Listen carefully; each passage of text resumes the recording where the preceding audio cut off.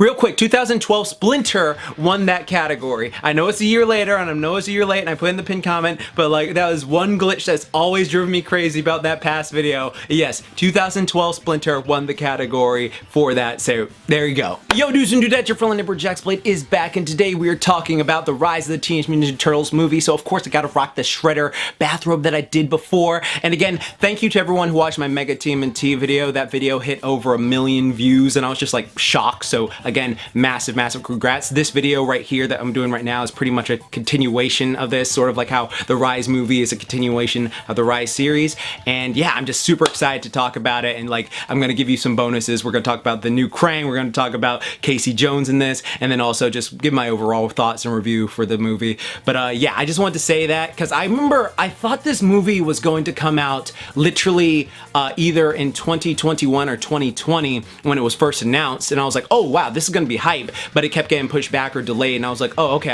I guess not. But so I always wanted to actually make it a part of my Mega TMNT video because I could just like look at something overall, but I kept getting delayed, so that's why it happened, because a lot of people have been going in like, oh well, what about Casey and Krang and all this stuff. It's just a bunch of stuff like that. Again, let's just talk about this for a bit, like the fact that it's another dark future for the Ninja Turtles, and we have Casey Jones coming future Trunks style, John Connor style, with all these like devastating apocalyptic things happening in his timeline that's just like dark, and it's just like, bruh, this is crazy. And the fact that it's all happening is just so exciting, and like really sets the mood for the film of what's gonna happen. Now at this point I'm starting to feel really bad for the Teenage Mutant Ninja Turtles because it seems like their future is like always effed up. I mean, like we have the Last Ronin thing, which by the way there is an amazing CGI like short on YouTube right now that y'all should check out, but also like we had, you know, Same as Never Was in 2003, and then we had the final episodes of like the Tales of TMNT where like they were in the future and stuff like that, and you see like how effed up everything became in their apocalyptic world.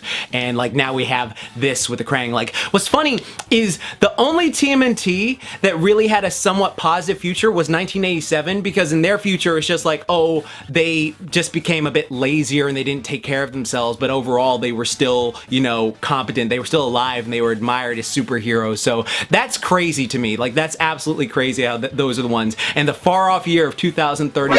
NANI? Sheesh, George Jetson, and now this revelation. But let's talk about Rise of the TMNT and like what it set as a precedent for people, because a lot of people were initially turned off by Rise of the TMNT because they thought it was just another Teen Titans Go or Thundercats Roar type deal where it's just slightly comedic. It's taking these awesome action heroes and just making them full-on comedy and stuff like that, when in reality what it was doing was it was pulling that trope that 2010 cartoons have been doing for a while now. Like, you know what I mean? Like Adventure Time, Gravity Falls, Steven Universe, DuckTales. Like there's so many series that do this. Owl House, where even Amphibia too, where they have this thing where they start off like very episodic and comedic, but then as the series progresses, the storyline kicks in, and then it starts to get more serious, and then it starts introducing these concepts of like, oh, that's dark, oh, like that's very like scary, stuff like that. And Rise of the TMNT was just pulling that all along, and I feel like that hurt it in the long run, sadly, because first off, the designs are not comparative like to what the previous designs were, and so a lot of people were off put, and it's a shame that a lot of people didn't give it like, you know, the shine it had. But you know, it took its time building up, and of course I've said it before, that is my little bit of a criticism with Rise. It's just like it started off with such Nicktoonish comedy for such a long period of time too, that if you just like got in watching it, it's like this comedy either hits for you or it doesn't. So if it doesn't hit for you, then of course, you know, you're fine not to like check it out. But then when it starts to pick up again, it's just like I have to go through all of this type of comedy that just isn't hitting for me to get to this really good stuff. Overall, I still just do recommend the show if you're interested in like really great action. And boy, does this movie have a ton of action for you. It's Rise. Like this is what they are masters of their craft at. Now, because the movie takes place directly after the series, there's like a few things that like if you're just watching the movie that you don't like, you know about. So for example, Raphael used to be the leader temporarily, but in the last episode, Splinter just automatically goes, oh, Leo, you're the leader now. Just like he just says that randomly. But throughout the course of the show, you see why he did choose Leo to be the leader. But as the final season was wrapping up, it is sort of sad because Raphael was proving that he was a really great leader in Rise, and specifically Rise of the TMNT. And so like after the finale of the show, they all have like their mystic powers now, and they can all do like this super powered Naruto stuff like casually, and it's just like, oh my god, that is insane. But then you also sort of start to think like, wow, you guys are kind of busted if you could just do this like casually now with your like, you know, powers and abilities. And so I thought that was an interesting concept that they were able to touch on that. And when the villains of this film show up, the Krang, and they're just able to like zap their powers away, like that makes it more entertaining. But also it really made me want to see how these turtles would interact with, again, their previous counterparts, you know, 1987, 2003, 2012, because we've seen that before. So I would really love a Turtles Forever 2 with all of these turtles interacting, especially seeing the Leos like go on that Leo like, man, this clown's your leader. Because like the fact that they were they felt like they couldn't fight properly without their mystic powers. I was like, oh, that would have been a cool thing if they just go like, you know what, we don't need our powers, we need to do it this way. But the fact they were go, no, this is an innate part of our ability, this is what makes us strong and powerful together. I thought that was a very interesting concept, and I was like, oh, no, it got hype. I'll say that. Like, the animation in this film, absolutely spectacular. Like, I was just like jaw dropped through the entire thing, because that is something those Rise animators, they are just absolute masters at. Like, nothing but applause to every single one of the animators on this film, because every like action scene going in was just like, bruh. Also, this film is definitely darker than the series, I guess because it's a movie they can get away with more in the fact that it's streaming. Like, for instance, like Leo says a few swears in this film, and then like he's bleeding profusely. They show a lot of like blood splatter in this film. I was like, oh, okay, I see you. That's awesome. I'm loving that they're getting violent with it. It's not as violent as say like Batman versus TMNT, but it is like still got that violence. So I was like, oh snap, they're cursing and getting, you know, violent. I'm like, God, this is hype. And then you see people die. Like, it's not like beating around the bush. Like, people die in this movie. Like, there are people who get like completely evaporated. There are people who get blown up. There are people who get slashed. It's like people are dying in this film, and it's just like, wow. Like, I love it. I love when TMNT goes back to the comic roots and you see like people like actually, you know, they're not just like surviving in some convoluted way. It's like, nope, those people getting effed up. But overall, the plot of Leonardo trying to become a better leader and actually having to be like his future counterpart, and like having to go out his way to save his brothers and like learn responsibility and do all this stuff and be the leader that Casey Jones said he was in the future. I think that was a really, really cool concept. But without further ado, let me talk about Casey Jones, and what better way to do it is just to do it the way I did in the freaking Mega TMNT video. So let's cover his character now. Rise TMNT movie Casey Jones. This new Casey Jones from the future is actually the son of Cassandra Jones, aka Foot Recruit from Rise of the TMNT. And before we continue, because I've gotten a lot of comments on my Mega TMNT video saying, that's not Casey, that's Karai. When, bruh, literally all you're doing is making yourself look stupid, because all you had to do was watch the last couple episodes of the original show, or just, you know, Google. It's right there. And you know what, something that pisses me off is just like, it's just so easy to see. It's so easy. This is Rise TMNT Karai right here. She is Yoshi's great plus grandmother in this show, who locked herself up to protect the future from her father, who got possessed by the Krang armor and became this demon Shredder. And I'm like, bro, what? Stop it. Get some help. But back to this new Casey. I really love his design, and this is probably my favorite Casey Jones mask we've ever had, just because it has those green and black eyes that remind me of Spawn. And the fact it's got those, you know, Rise Leo markings that those turtles have, like, I think that looks even more hype to me. And I love his chainsaw hockey stick, and overall as a character, he has a little Future Trunks vibe to him, and he really wants to save the future from the Krang menace, which we will get into later. I wish we just saw more of this Casey, like, overall, but in the short time we got to know him, I really liked him. And I'm also glad they didn't just retroactively erase Cassandra, because she was a fun character in her own right, but I'm glad we got a classic Casey for Rise TMNT. Though, I do wonder how it's going to be since he's staying in the past. Like, is he going to play matchmaker with his parents now? But, oh well.